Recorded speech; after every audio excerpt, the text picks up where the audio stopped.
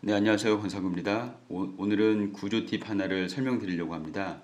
그 지중보에 대한 이해인데요. 이 지중보라고 하는 게 2020년도 하반기 기출문제에 출제가 됐었죠. 물론 이 지중보라고 하는 게 예전에는 언급되어진 적이 없느냐, 거의 언급되어진 적은 없는데 한번 관련 내용으로 출제된 적은 있습니다. 제가 알기로는 2014년도거든요. 예, 근데 그때는 이 지중보에 대해서 구체적으로 그 문제에서 요구되어지는 어떤 답안이 없었기 때문에 그냥 넘어간 것이고요. 이번에는 배근하고 같이 이 지중보가 출제가 됐습니다. 그래서 일단 2022년도 하반기 기출문제에 대한 답안 해설은 별도 동영상에 올라가겠지만 그 전에 이 지중보에 대해서 한번 이해를 해보자라고 하는 측면에서 구조 팁으로 하나 만들게 됐습니다. 자, 그럼 이제 한번 설명을 드려보죠. 이게 2022년도 하반기 답안 작성지입니다. 보시면은 뭐 여러분들이 시험을 보셨다면 이 답안 작성지는 이미 보셨을 거라고 생각이 들고요. 그 중에서 이제 지중보 관련된 내용은 여기에 있습니다. 그래서 문제에서는 지중보에 대한 배근도를 작성해 보세요라고 해서 출제가 됐었죠. 근데 이 지중보에 대한 배근도를 작성하려면 이 지중보에 대한 개념을 알아야 됩니다. 그래서 이 구조 팁에서는 이 지중보에 대한 개념에 대해서 설명을 드리려고 합니다. 자, 한번 해보시죠. 여기 보시면 앞서 봤던 내용을 좀 더 확대했습니다. 보시면은 이 지중보라고 하는 게 왼쪽의 기둥, 오른쪽의 기둥, 그 사이에 설치되는 볼을 지중보라고 하는군요. 문제에서는 그렇게 주어졌습니다. 그래서 이 지중보가 과연 부재 길이가 어디서부터 어디까지냐를 먼저 확인하셔야 되는데 이 지중보는 이 기둥의 끝단면에서부터 오른쪽 기둥의 끝단면까지 해당되는 이 A에 해당되는 게 지중보입니다. 그러면 기둥하고 겹쳐지는 이 B 부분은 지중보는 아니고요. 이 부분은 기둥에 해당되는 부분입니다. 네, 그걸 한번 먼저 확인을 하시고요. 저희는 이 부분에 대한 그 인장철근과 압축철근을 배근해야 되는데 이번 시간에는 이 배근에 대해 설명드리려고 하는 건 아니고요. 이 지중보가 과연 어느 방향으로 힘을 받느냐라고 하는 걸 한번 설명드리고 싶어서 이 구조 팁을 만들었습니다. 자, 보시면 자, 이게 이제 답안 작성지예요.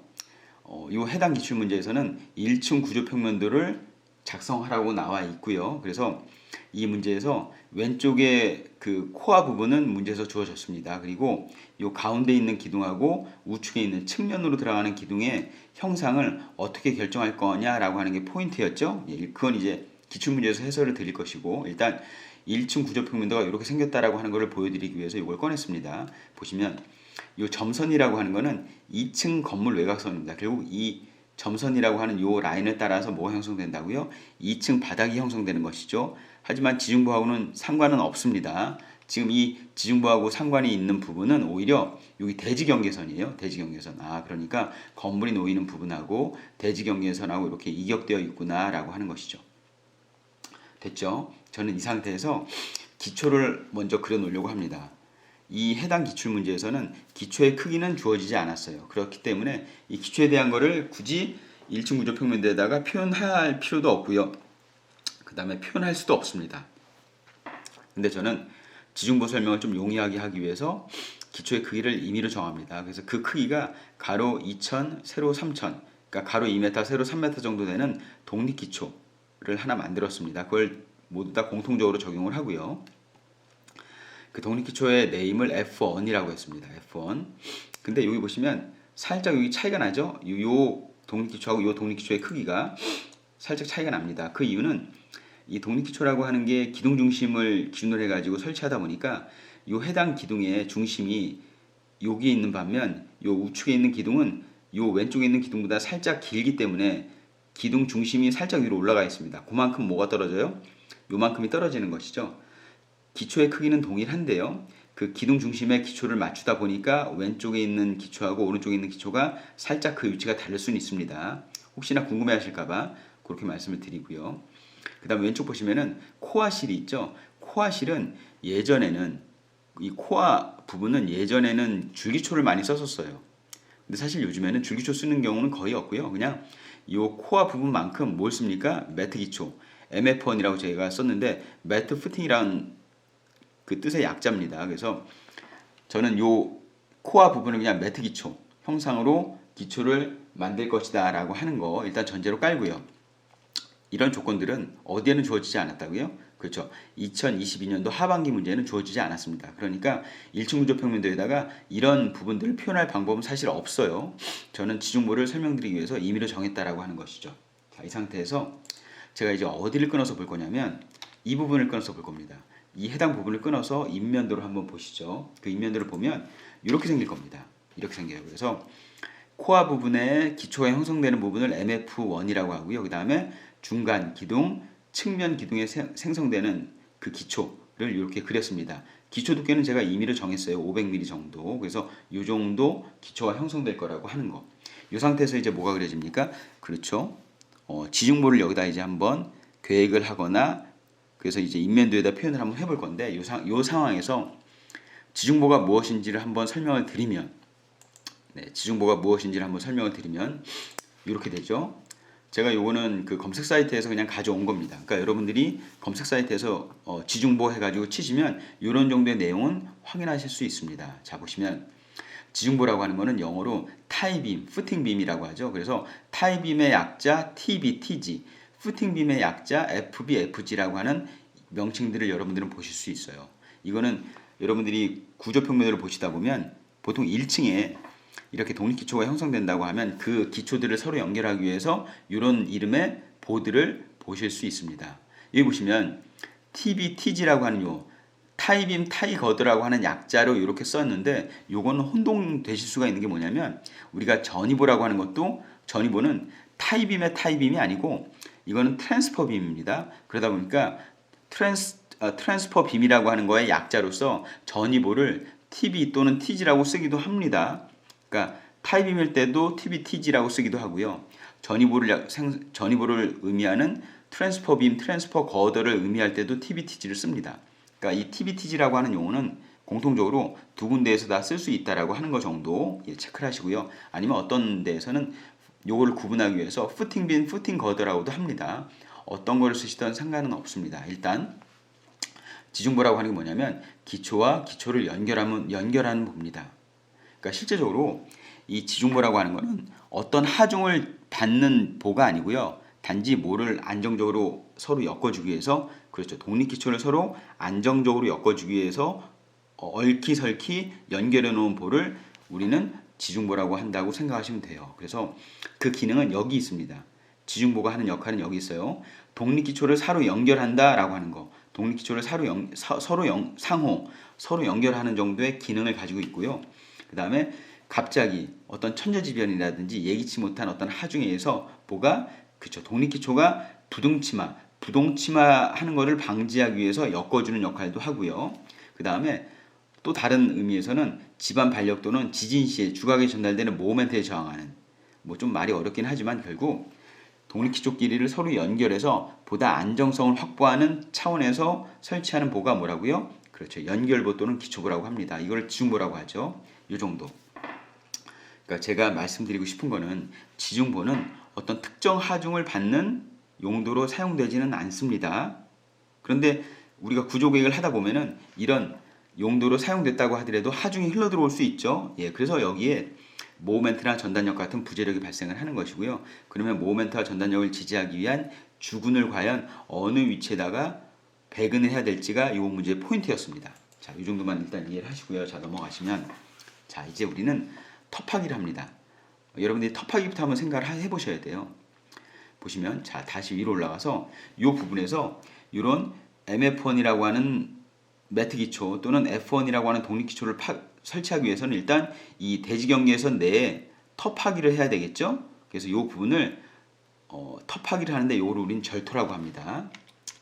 흙을 파내는 것이죠. 자, 그래서 여기 이 부분을 보시면 이 MF1을 설치하기 위해서 이렇게 터파기를 하는데 이 MF1 크기에 딱 맞춰서 직각으로 이렇게 터파기를 할 수는 없습니다. 흙이 무너지니까. 그래서 보통 안식각이라고 해가지고 이렇게 사면 처리를 해가면서 흙이 무너지지 않을 정도로 여유 있게 이 기초보다는 좀 더 크게 흙을 파냅니다. 우린 요거를 절토라고 합니다. 자, 마찬가지입니다. 여기 독립기초 부분도 이렇게 안식각을 고려해가지고 흙을 파내죠.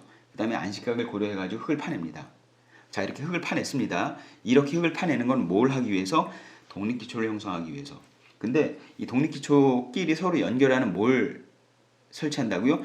지중보. 지금 여기 보시면 빨간색으로 표현되어 있는 게 지중보의 위치입니다. 이 지중보를 설치하기 위해서도 또 터파기를 해야 됩니다. 그렇죠? 그러다 보면 여러분들이 의도한 대로 독립기초 위치에 터파기를 하고요. 지중보 위치에 터파기를 해야지라고 터파기를 하지만 실은 다시 위로 갑니다. 어디를 보냐면 요 독립적인 어떤 이런 부분들만 터파기를 해서 될 일은 아닌 것이고요. 독립기초 위치, 매트기초 위치, 그 다음에 요 독립기초를 서로 연결하는 줄기초, 연결하는 지중보, 그런 위치들을 선택적으로 파려고 하다 보면은 사실은 이 사이트 전체, 이 부분에 대한 전체 흙은 다 파지는 현상이 발생을 하게 되는 거죠. 그래서 실제로 이 정도 규모의 작은 규모의 건물을 지으려면 이렇게 군데군데 필요한 부분만 흙을 파내기는 더 어렵습니다. 더 공임이 많이 들어가죠. 그럴 바에는 어떻게 한다고요? 그냥 온통 터파기를 하는 것이죠. 그래서 일단 우리가 기초 지내력이 확보되어야 되는 부분까지만 이 부분을 제외한 나머지 이 윗부분은 그냥 전부 다 드러냅니다. 그러니까 이 부분이 전부 다 터파기가 되는 것이죠. 그렇죠? 이해되시죠? 그래서 우리는 독립기초라든지 매트기초라든지 아니면은 지중보를 형성하기 위해서 그 부분에 해당되는 부분을 전부 다 드러냅니다. 터파기를. 그래서 터파기를 다 했습니다. 이 상태에서 일단 기초가 형성됐어요. 그 다음에 기초 길이를 연결하는 뭐라고요? 그죠? TG1이라고 하는 요 타일거더를 설치합니다.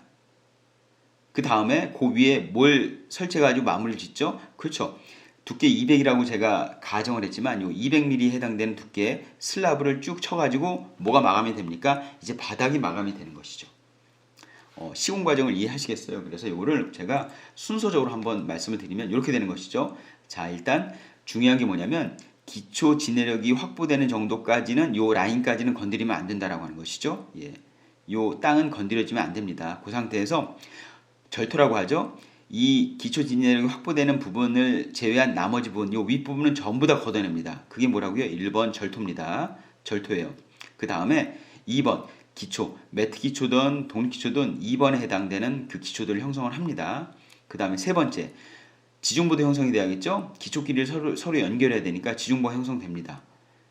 그 다음에 이제 뭐 합니까? 슬라브를 형성하는 게 아니고요. 어쨌건 요 공간은 뭘로? 땅으로 다시 메꿔야 되기 때문에 다시 흙을 채워 넣습니다. 요 부분이 뭐라고요? 성토입니다. 성토. 4번 성토에 해당되고요.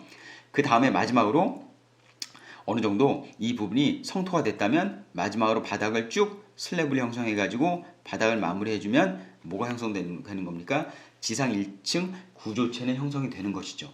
이해되시죠? 그러니까 이 순서를 한번 이해해 보실 필요가 있어요.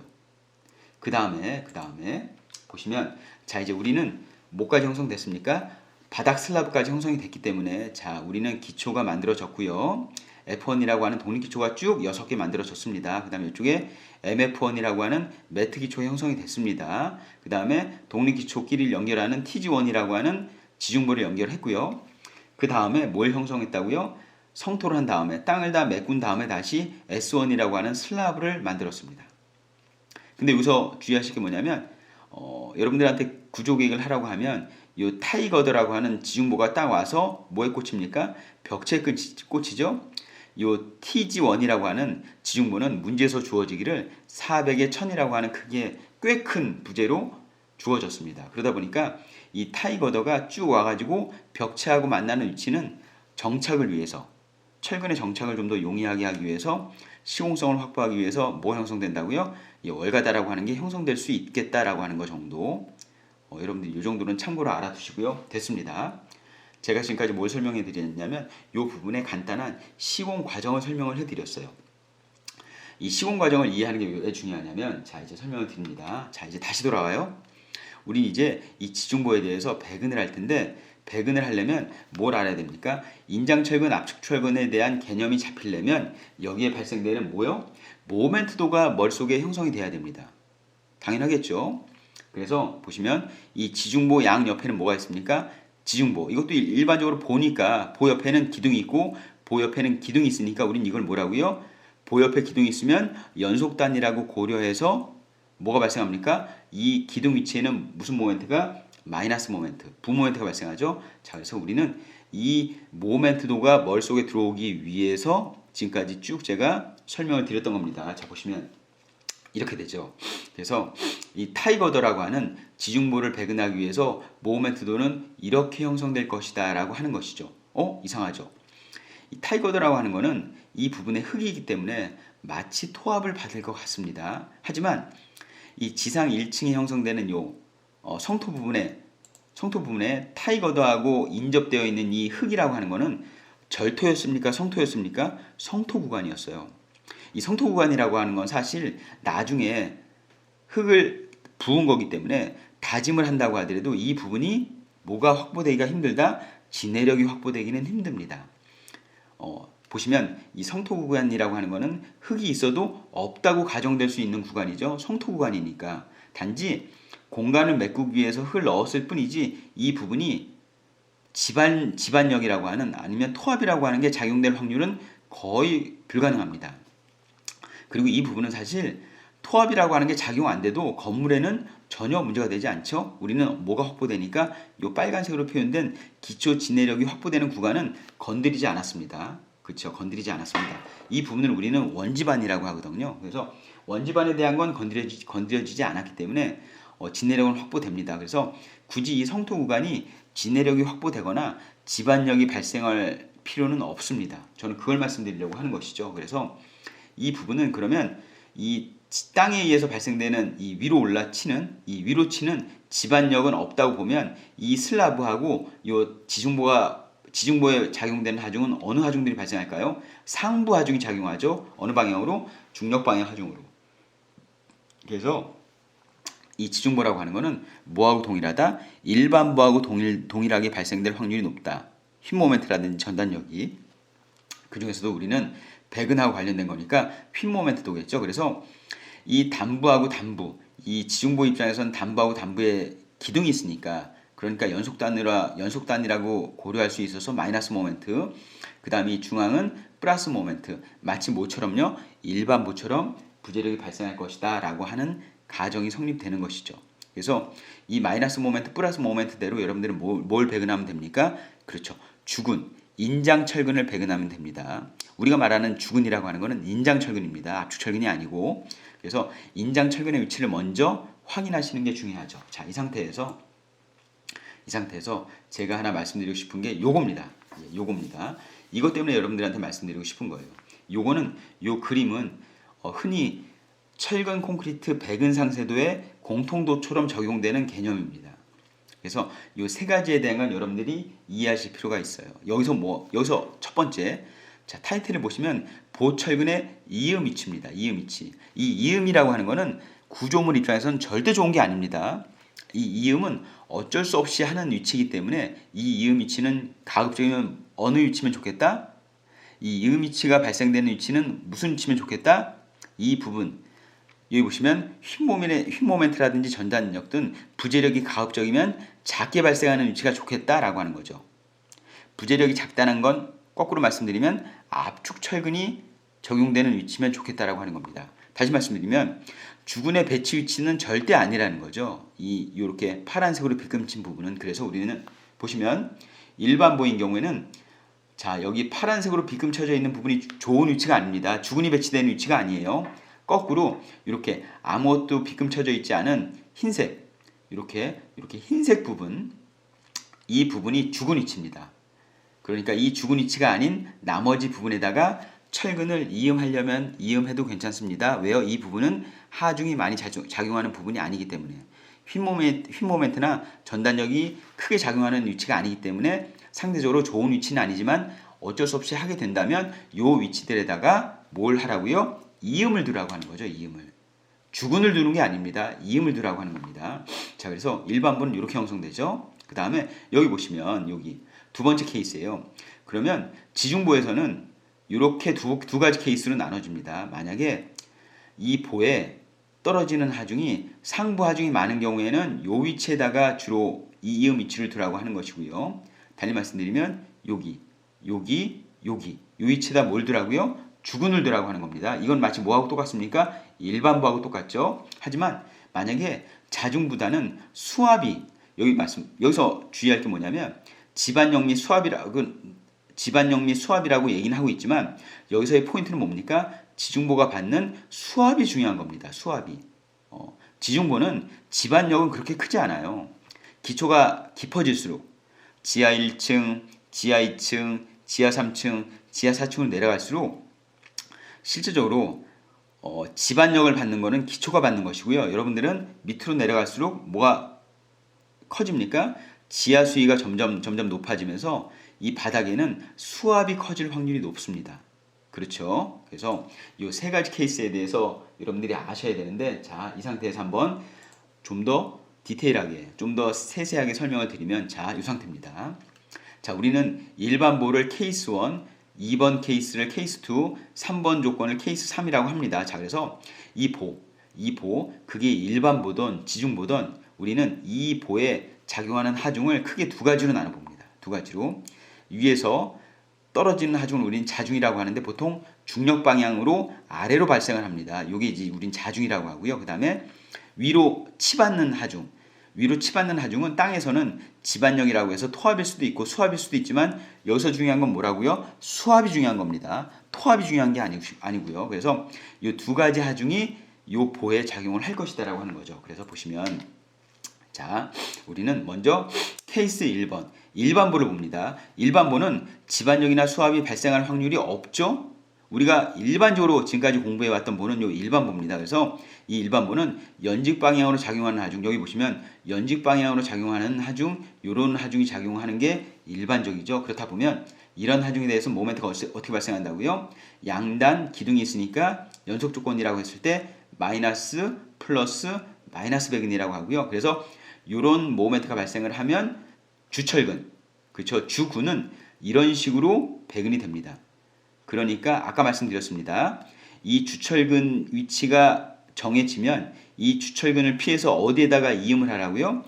이음이라고 하는 거는 구조물 입장에서는 절대 좋은 게 아니기 때문에 이런 주근이 발생되는, 모멘트가 많이 발생되는 위치를 피해서 이렇게 빗금친 부분에다가 이음을 하려면 하라고 하는 의미죠. 그렇죠? 그리고 이 빗금 쳐져 있는 부분에다가 무슨 철근을 가급적이면 집어넣습니까?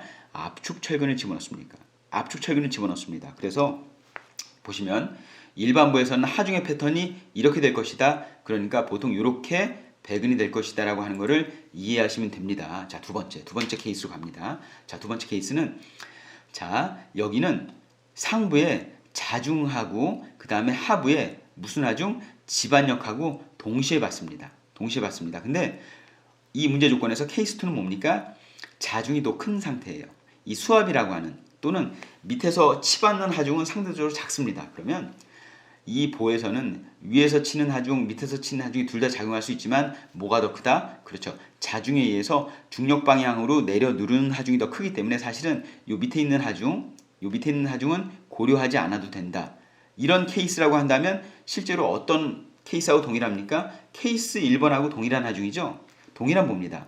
그래서 이 경우는 어떤 조건하고 동일해요? 이 일반보처럼 뭘 배근하시면 됩니까? 그렇죠. 이 지중보의 배근을 결정하시면 됩니다. 그래서 일반부하고 동일하게 패턴이 일정하니까 요 단부에는 상부 배근이 주배근이 되는 것이고요. 중앙에는요 하부 배근이 주배근이 되는 것입니다. 이 패턴을 이해하시면 돼요. 그렇죠. 그래서 케이스 1번은 일반보인 경우이고요. 케이스 2는 지중보지만 지중보임에도 불구하고 뭐가 크다? 그렇죠. 자중이 큰 경우에는 이렇게 동일하게 일반보 패턴하고 동일합니다. 자, 이제 마지막으로 세 번째를 보시면, 자, 이 경우 지중보가 있는데 이 지중보가 상부에도 물론 자중이 발생하지만 이 경우는 지하가 깊어서 뭐가 상대적으로 큰 겁니까? 그렇죠. 수압을 많이 받는 겁니다. 수압을 많이 받을 때는 뭐가 커요? 상부 하중보다는 하부 하중. 결국 요 수압이 크기 때문에 얘는 거의 작용하는 경우가 드물고요. 이 지반력에 의해서, 수압에 의해서 배근이 결정됩니다. 이렇게 하부에서 치받는 하중에 의해서 모멘트가 결정된다면 모멘트의 경향이 뒤바뀌죠. 그래서 단부가 이제 마이너스 모멘트가 하부로 내려오고요. 중앙부 플러스 모멘트가 상부로 올라갑니다. 그래서 여러분들이 기억하실 거는 주배근에 대한 방향이 이렇게 되는 것입니다. 이렇게 단부가 오히려 하부근이 되고요. 중앙부가 상부근이 되는 주배근이 되는 것입니다. 이해되십니까? 예, 이 정도는 구분을 해내실 줄 아셔야 돼요. 그래서 지중보라고 하는 걸 정리하시면 이 두 가지 케이스. 지중보라고 하는 거는 케이스 2번인 경우에는 상부하중이 크기 때문에 이렇게 일반부처럼 배근이 되는 경우도 있고요. 케이스 3번인 지중보인 경우에는 수압, 여기 집안력이라고 있지만 집안력보다는 수압이 크다고 했습니다. 수압에 의해서 결정적으로 이 배근에 대한 게 결정이 된다라고 하는 거죠. 그래서 결론적으로 말씀드리면 이 지중보라고 하는 거는 배근이 두 가지 패턴일 확률이 높다. 두 가지 케이스가 나올 확률이 높다. 그렇죠? 자중이 세다면 케이스 2번처럼 돼서 배근이 이렇게 될 것이고, 만약에 수압이 크다고 한다면 케이스 3번에 의해서 배근의 패턴은 달라질 것이다 라고 하는 거, 요 정도만 이해를 하시면, 문제에서도 요 정도만 이해를 하는지 안 하는지를 물어보는 것 같습니다. 그래서 요 정도만 이해를 하신다면 지중보에 대해서 배근이 나왔을 때 크게 어렵지는 않을 것이다 라고 하는 거, 요걸 설명드리려고 제가 요 구조 팁을 만들었고요. 요거에 대한 이해가 먼저 돼야 2022년도 하반기 기출문제에 대한 답안 해설할 때 지중보에 대한 그 배근은 크게 어렵지 않게 여러분들이 정리하실 수 있을 거라고 생각을 합니다. 자, 그래서 오늘 구조 팁은 이 정도로 마치도록 하겠습니다. 네, 감사합니다.